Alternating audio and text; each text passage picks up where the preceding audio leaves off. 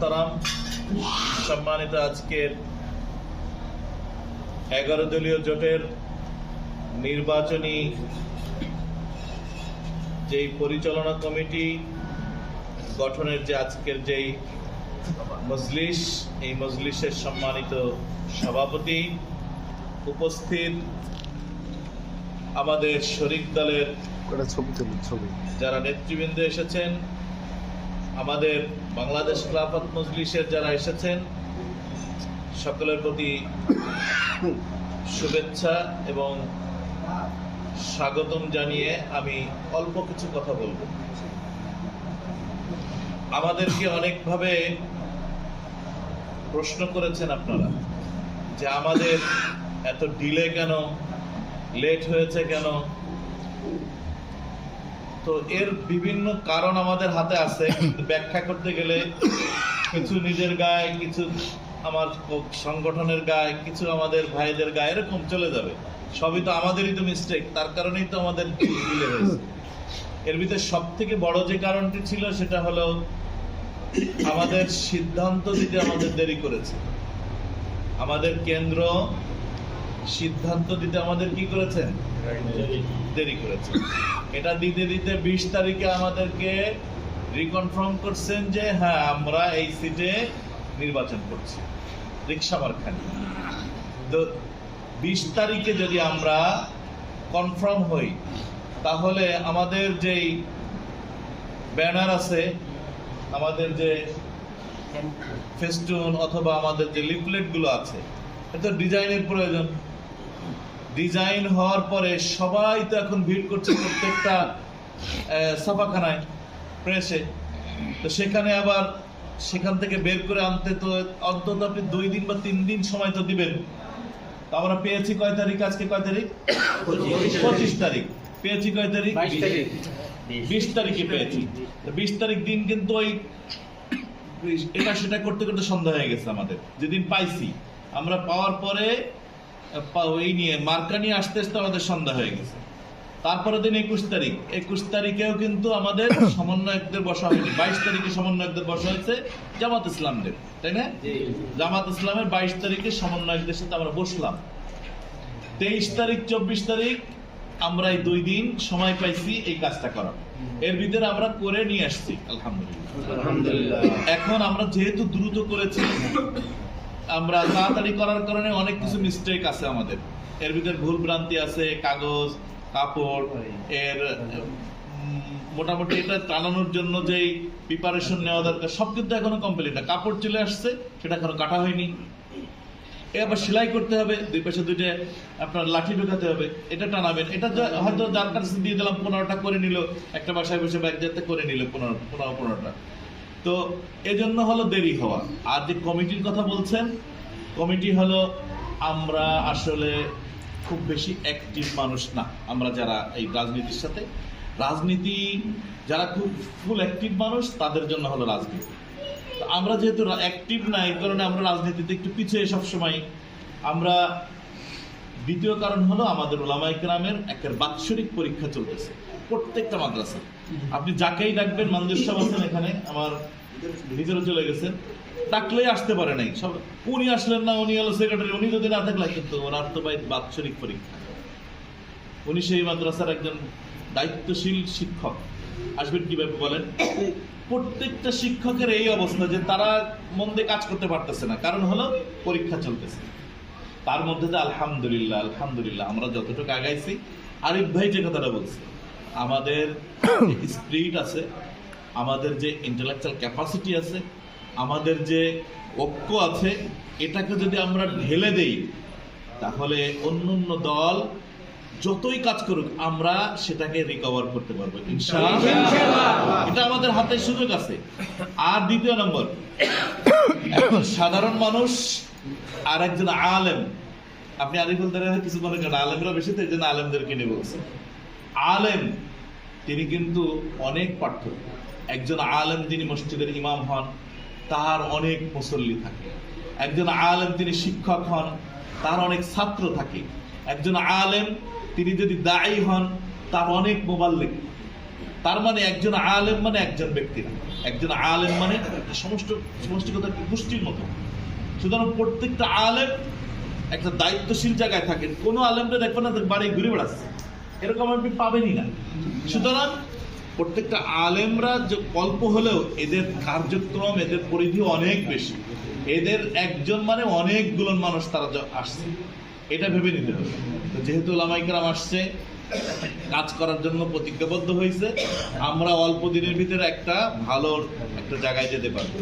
দ্বিতীয়ত নম্বর আপনাদেরকে আমি বলি, আমি নগণ্য মানুষ, শিক্ষায় দীক্ষায় অর্থনীতিতে সব কিছুতে মেধায় আমি আপনাদের থেকে খাটো, কিন্তু যেহেতু দায়িত্ব কাঁধে আসছে তাই আপনাদের সাথে চলা।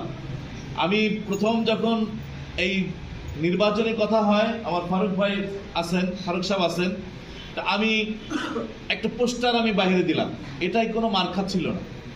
তো আমাকে ডেকে জিজ্ঞাসা করা হলো, আমি নিজেই গেলাম, ভবানীপুর গেলাম, আমাদের বড়রা যারা আছে, তো বলছে আব্দুল আজিজ তুমি এইটা কি জন্য দিয়েছো? আমি কিছু আমার কিছু ব্যাখ্যা আছে।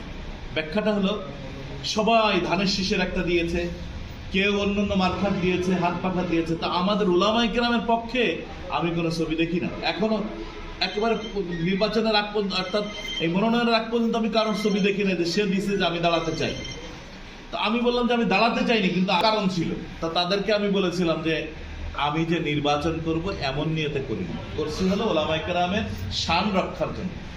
হ্যাঁ, তবে আমি বলে রাখি যে আপনারা যদি ভালো যাকে ইচ্ছা তাকে দেন, আমি তার সাথে আছি। বিশেষ করে মুর্তজা সাহেবের কথা আসছিলেন, উনি আমার সরাসরি উস্তাদ, ফাঁকা চারপাশে ফাঁকাটা দর্শি উস্তাদ, ওনার কাছে পড়ছি। তাই বলছি যে উনি যদি আসেন তাহলে আমরা তো শোনাই সোহাগা হয়ে যাবো, ওনার মতো মানুষ যদি আমরা পাই। হ্যাঁ, তবে যদি আপনারা কাউকে না পান, সেক্ষেত্রে যদি মনে করেন যে একেবারে মাঠ খালি যায় আর এই ভাঙ্গাচোরা ছেলেটাকে চালায় নেওয়া যায়, তখন আমার নাম দিয়ে সমস্যা নেই। তো সেই লক্ষ্যেই চেষ্টা করা হয়েছে যে অমুককে অমুককে অমুককে, এমনকি অনেকে প্রস্তাব করছে ফারুক সাহেবের কথাও। উনি আমাকে বলছেন যে আমারটাও ঠেলে ফেলানো যায় না, তার মানে ওনার কথাও প্রস্তাব আসছিল, কিন্তু শেষ পর্যন্ত উনি গোটায় নিছেন যে না আমি করব না, বা অন্য কোনো কারণ থাকতে পারে, আমি জানি না। তো শেষ পর্যন্ত আমার অ্যাবসেন্সে, আমি এমন না যে আমি ছিলাম, আমি কোনো নেগোসিয়েশন করেছি, আমি কাউকে ফোন করেছি, কেউ হয়তো বলতে পারেন আমি কাউকে বলি নাই যে আমাকে একটু নমিনেশনটা দিয়ে দেন, বা আমার জন্য একটু বলেন, আমার জন্য একটু যারা একটু কথা বলেন, এই কথাটা আমি বলি। ওনারা একদিন বললেন যে আমরা তো চিন্তা করছি আপনার নামটা আসতেছে, তো আমরা চিন্তা করছি যে আপনার এই নমিনেশনটা দিব, তো আপনার তো আসতে হবে, আমাদের কেন্দ্রীয় লিডাররা আসতেছে। তাই বলছি দেখেন আমার তো শুক্রবার আসার সুযোগ নেই, কারণ শুক্রবারে হলো আমি একটা মসজিদে নামাজ পড়াই, প্রায় 10,000 লোক আমার পিছনে নামাজ পড়ে। এই নামাজ আমার মসজিদের কমিটি বলছে যে যাই করে না তাই করেন, জুমার নামাজটা মিস করেন। আমি বলছি ভাই মাঝে মাঝে তো মিস হতে পারে। বলছে না দেখেন তাহলে হক নষ্ট হবে। কেন হক নষ্ট হবে? বলছে চৌরাস্তার থেকে একটা লোক আসে, গরিব মানুষ, একজন শ্রমিক মানুষ, সে 50 টাকা 100 টাকা খরচ হয় আপনার এই বয়ান শোনার জন্য আসে দেখলো হুজুর নাই, এই 50 টাকা তার লস হবে, মনে কষ্ট পাবে, এই কষ্ট আপনি দিবেন না। এরকম বহুত লোক, যেই লোক আসে আমাদের লোক, আমাদের এলাকার লোকটা ম্যাক্সিমাম বাহিরের থেকে আসে, আপনার অন্যান্য মসজিদের থেকে আসে, হেঁটে আসে, অন্য ভাবে আসে। তো আপনি অন্তত জুমার নামাজটা যেভাবে হোক পড়াবেন। এই যে দেখেন এত ব্যস্ততার মধ্যে আমি কিন্তু জুমার নামাজ পড়াতে গেছি, তো সে কারণে আমি মসজিদ ছেড়ে আসতে পারি নাই। হুজুরদেরকে বললাম যে ভাই ঠিক আছে, যদি আপনাদের দিতে হয় তা আপনারা ঘোষণা করে দেন, তাহলে তারপরে থেকে আমি রাস্তায় যতটুকু পারি আমি কাজ করি। তো সেইভাবে এলো ঘোষণা করা কাকতালীয় ভাবে। তো আস্তে আস্তে এইভাবে পথ চলতে চলতে এই পর্যন্ত আসছি। এরপরে শুনছি যে আমরা এই সিটটা পাচ্ছি না। কেন পাচ্ছি না? আমরা মুর্তজা সাহেব, আমি, উনি, মুফতি মাসুদ সাহেব, সোহাইব সাহেব, তারপরে অস্পষ্টতা আছে। স্পষ্ট 2 বুঝলাম, অস্পষ্টতা আমার 3 নিয়ে কি আছে? অস্পষ্টতা। আস্তে আস্তে অস্পষ্টতা কেটে গেল যে আমরা 3 পাচ্ছি না। পাচ্ছে কারা? রেশিও হিসেবে এটা হাত পাখার দলে চলে যাচ্ছে, হাত পাকা পাবে।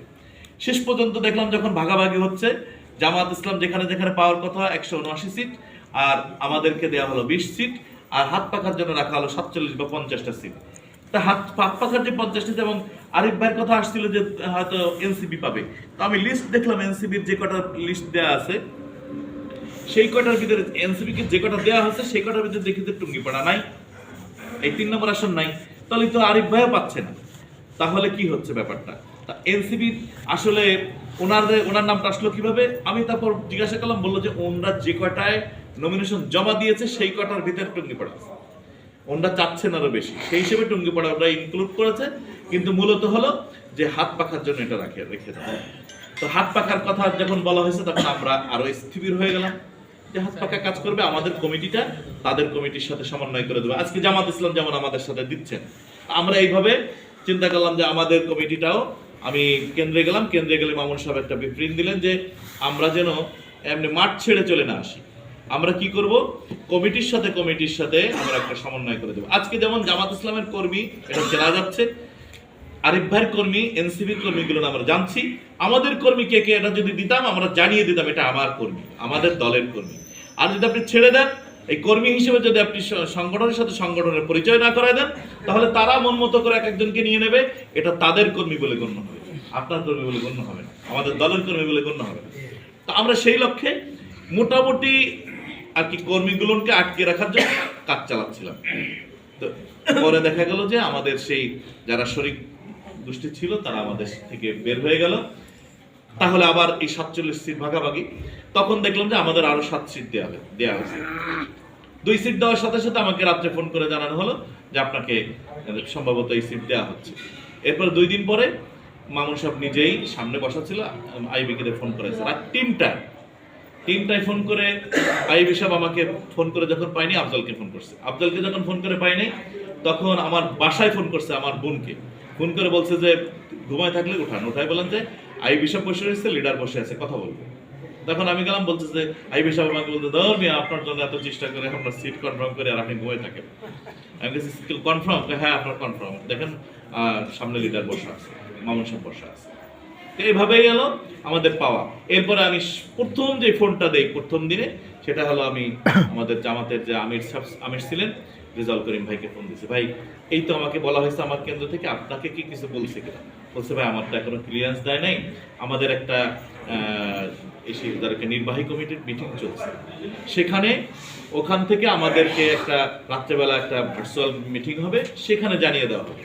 পরের দিন যোগাযোগ করার চেষ্টা করলাম, রেজাউল করিম ভাই ধরেন নাই, কারণ ওই দিন আরো ব্যস্ত ছিলেন তিনি। তারপরের দিন হলো 20 তারিখে আমি চলে গেছি, হলো কাজে আসছিলাম কোথায়, ফরিদপুর চলে গেছি। ফরিদপুর চলে গেলে আমাদের একটা ছিল কেন্দ্রীয় কমিটির থেকে ট্রেনিং এর ব্যবস্থা ছিল এই পুরো দক্ষিণবঙ্গে যারা ছিলাম তাদের জন্য। সেখানে যাওয়ার পর রেজাউল ভাই ফোন দিল যে ভাই আমাদের তো আজকে তারিখ, আপনি থাকলে খুব ভালো হতো। আমি কাছে থাকলে ভালো হতো, মানে আমার তো থাকাই দরকার আপনার সাথে। তো আমি ওইখান থেকে নিজে বাইক চালালাম। আমার সাথে কে ছিল? তাজুল ভাই ছিল। তাজুল ভাই কেমন ড্রাইভার? তাজুল ভাই কো মানে ফাটাফাটি ড্রাইভার। আমি তার মানে আমার গাড়ির হাত মোটরসাইকেল হাত। একজনে জিজ্ঞাসা করছে যে, তার মানে একজনে বলছে যে আপনার তো ড্রাইভার দেখি না, আমি থাকলে না দেখবেন। আমার এত টপ ক্লাস আমার প্রাইভেটের হাত এবং গাড়ির হাত, মোটরসাইকেল এরকম। আমি 7 বছর মোটরসাইকেল চালাচ্ছি, আল্লাহ একবারও ফেলার নাই, অথচ আমি খুব রেডি পিক আপে চালাই গেলি। তা আমি ওইখান থেকে আসছি কতটুকু জানেন? তা একেবারে সেই ফরিদপুর থেকে বেশির সামনে 1 ঘন্টার থেকে কমে আসছে। তার মানে এত স্পিড আমি গাড়ি চালাচ্ছি। আসে তাতে রেজাউল ভাই দেখেছে, তখনও জমা দেন নেই আছে। রেজাউল ভাইয়ের সাথে কথা বললাম, এনসিবি ভাইয়ের সাথে দেখা করলাম, যে জানেন আপনি লিখতেছিলেন, তারপর সেখানে যে দেখা করলাম। তারপরে আমাদের সেই আলী আহমদ সাহেবের সাথে কথা বললাম, সবার সাথে কথা বলে মত বিনিময় করলাম। তা আমার সাথে রেজাউল ভাই বললো যে একটা জরুরি কাজ আছে, আমরা একটা সংবাদ সম্মেলন করি। উনি থেকে আজমল ভাইকে পাশে রেখে আমাকে মাঝখানে রেখে সবার আপনাদের নেতাকর্মীদের উদ্দেশ্যে এবং আমাদের সকলের উদ্দেশ্যে উনি একটা বক্তব্য দিলেন যে আমাদের এই ফয়সালা আমাদের সর্বদলীয় ফয়সালা, এটা কোনো ব্যক্তি দলের না, কোনো না, আমরা সবাই মিলে এই ফয়সালা করছি যে আজিজ ভাই এখানে প্রতিদ্বন্দ্বিতা করবে। সুতরাং আমাদের জামাতের আমির যে কথাটা বলছে আমার কাছে খুব ভালো লেগেছে। সেটা হলো জামাতের আমির বলছে যে 300 আসনের 300 প্রার্থী আমাদের, 300 আসনের 300 প্রার্থী আমাদের। আমরা যারা বাংলাদেশ খেলাফত মজলিসের আছি, আমরাও মনে করি 300 আসনের 300 প্রার্থী আমাদের। ঠিক আরিফ ভাই সেটা মনে করেন যে আমাদের 300 আসনের 300 এই জোটের প্রার্থী আমাদের। তা না হলে আরিফ ভাই এখনো বসে আছে, খোঁজ নিচ্ছেন কি হচ্ছে ভাই, কি করতেছেন। আমাকে আজমল ভাই ফোন দেয়, ওই রেজাল্ট ভাই ফোন দেয়, ভাই আমার কর্মীরা কিন্তু বসে আছে, কাজ কিন্তু স্থগিত চলছে না কেন? আমাকে তার মানে কি সবার ভিতরে একটা জ্বালা আছে যে না কাজটা উঠাই দিতেই হবে। এটা কারোর একার না, আমাদের সমষ্টিগত সবার কাজ। সেই জন্যই এই আজকে এখনো বসে আছে। আর ধীর হওয়ার কারণ কি, ওই আমরা প্রথম দিনে আমাকে রেজাউল ভাই বলে দিল যে আমাদের এই যে সমন্বয় কমিটি, আপনাদের সমন্বয় কমিটি কয়জন, এটা বলে দিয়ে গেছি, আর তারা বসে নাই। এই যে এখন কেন বললাম যে এখনই করে দেন, আবার বসবে না, আবার চিল্লাবে যে বসে নাই তো ভাই, ডাকেন নাই তো, এখনই করে মিশাই দেন, মিশাই দিয়ে যার যার দায়িত্ব দিয়ে দেন। আমরা টুঙ্গিপাড়াতে এই কাজটা করছি, কিন্তু টুঙ্গিপাড়াতে আমরা কুশলি ইউনিয়ন, বর্ণি ইউনিয়ন, এগুলো নিয়ে একেবারে ফুল কাজ কমপ্লিট করছি। তার মানে এজেন্ট দেওয়া থেকে নিয়ে, তারপরে অফিস নেওয়া থেকে নিয়ে সবকিছু আমরা এখানে কমপ্লিট করে ফেলছি। আজকে আমরা গেছিলাম, আলী আহমদ সাহেব তিনি দায়িত্ব নিয়েছেন শ্রীরামকান্তি, তিনি বলছেন যে এই সিট, এই অফিস দিয়ে আসছি, বলছে এই সিটে আপনাকে ফার্স্ট করে দেওয়ার দায়িত্ব আমার।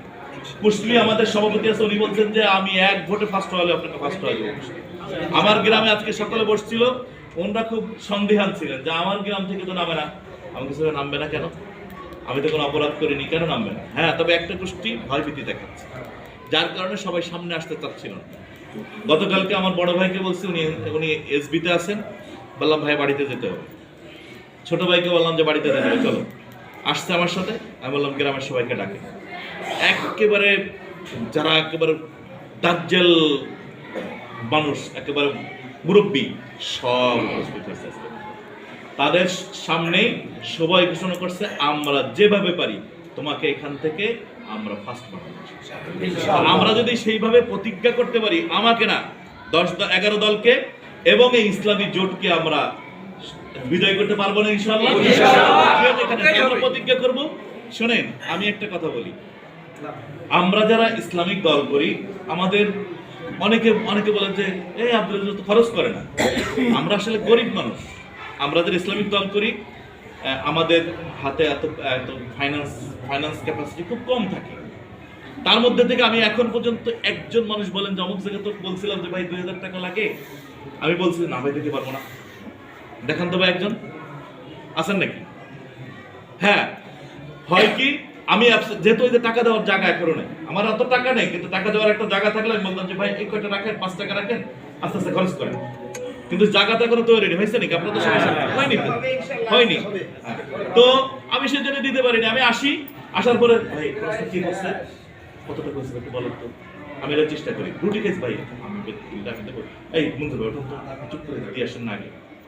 এটা হলো আমার সিস্টেম। তার মানে কেউ যদি বলতে পারেন যে না আজিজ ভাইকে বলছি, কানে কানে বলছিলাম যে অমুক জায়গায় এটা করণীয়, আজিজ ভাই সেটা করে নাই, দেখাতে পারবেন না। কিন্তু বলছে যে খরচ করেন। আসলে আমরা খরচ করতে আসিনি, কাজ করতে আসছি। কি করতে আসছি ভাই? কাজ করতে আসছি। এই কাজের মন মানসিকতা থাকলে খরচ কম হবে ভাই, কাজের মন মানসিকতা। এবং আমি একটা আয়াত পড়ে আপনাদের শোনাই। আমি গত জুমায় গেছি, 12টার সময় মসজিদে পৌঁছাইছি। 12টার পরে কয় মিনিট থাকে ভাই পথ দেখার জন্য? আছে তো। মার কাছে ফোন করছি, মা আমি তো এখন স্টেজে উঠবো। যাও তুমি, মনে উঠবে তোমার একটা কিছু ভালো উঠবে। তা আমি চিন্তা করছি যে এই ফজিলত বলে এই মাসের, কারণ রমজান মাস আসছে, বলতে বলতে আমি একটা আয়াত আসছি। সেটা কি জানেন? ইন্নাল্লাহা আশতারা মিনাল মুমিনিনা আনফুসাহুম ওয়া আমওয়ালাহুম বিআন্না লাহুমুল জান্নাহ।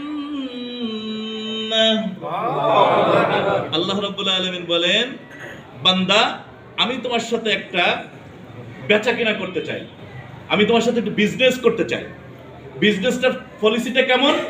আমার পক্ষ থেকে আমি জান্নাত দিব, তোমার পক্ষ থেকে দিবা হলো তোমার জান এবং আমি মসজিদে বলেছি জানটা কেমন আমার? আচ্ছা বলেন তো, জান কি আমার না দেওয়া আল্লাহর? আচ্ছা, জান যদি আল্লাহর দেওয়া হয়, আবার আল্লাহ আমার সাথে কি করতেছেন? তার সাথে পরিণয় করতেছেন, তার সাথে লেনদেন করছেন।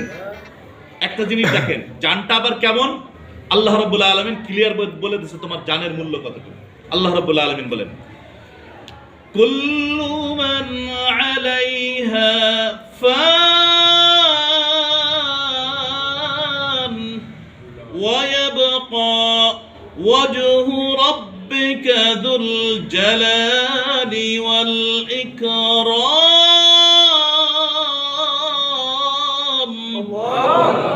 কার কথা? তার মানে আপনি দুনিয়ায় থাকতে পারবেন না। আপনার এই যে মাছ, আপনার যে জান, এটা ধ্বংসশীল। আপনি হাজারবার চিন্তা করেন আর হাজারবার পরিবর্তন করেন, এই সংবিধানের উপর অটুট থাকতে পারবেন না। কারণ আপনি যেই জেনারেশন, আরো আপডেট জেনারেশন আসছে, তারা আপনার এই সংবিধান ছুঁড়ে ফেলে দিবে, তাদের মনোভূত হবে না। কিন্তু আল্লাহর দেওয়া কোরআন 1400 বছর আগে এসেছে, এটা এত ব্যাপক অর্থ রাখে, এটা এত সুবিশাল অর্থ রাখে যে এটা কিয়ামত পর্যন্ত এর মধ্যে কোনো পরিবর্তনের প্রয়োজন। আমাদের বাংলাদেশে যে সিস্টেম রয়েছে, এই সিস্টেমের বাইরে যে আমাদের এখন কোনো কিছু করার সুযোগ নেই। আমাদের বাংলাদেশে গণতন্ত্র রয়েছে, এই গণতন্ত্রের মধ্য দিয়ে আমাদেরকে কি করতে হবে? এই কোরআনকে রাষ্ট্রীয় ক্ষমতায় নিতে হবে, ঠিক কিনা বলেন?